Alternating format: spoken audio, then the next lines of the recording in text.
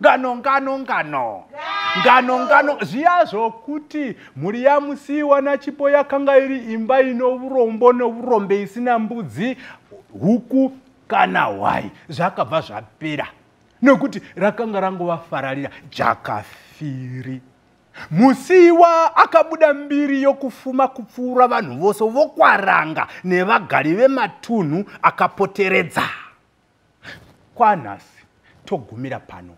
Rwendo runotevera tichapedzisa rungano rwedu tichinzwa kuti saka zvino zvavava vapfumi kudai zvakazopera sei, nokuti tisakangama kuti nyaya yedu yakatangira pakuti iye Chipiwa akanga apiwa kumhuri ari kacheche asi asina kuzvarwa mumusha iwoyu. Saka iye sen'anga haana here kugona kuzoshopera kuti azive kuti akabva kupi, kuti dzinza rake nderipi, kuti zvino zvii zvakazoitika. Ngatisanganei muchirongwa chinotevera tigonzwa maperere erungano rwasarungano wenyu dapi, mushagadi mukuru dapi, mukokodi mukuru dapi, mutitimbi mukuru ndokutitimba. Ndokutimba ndiko kutimba timba ndiko kuti timbe, ndiko kuti timbe timbe ndiko kutimbi nyura, ndiko kutimbe nyura, ndiko kutimbi nyura, ndiko kuti mba mba mba.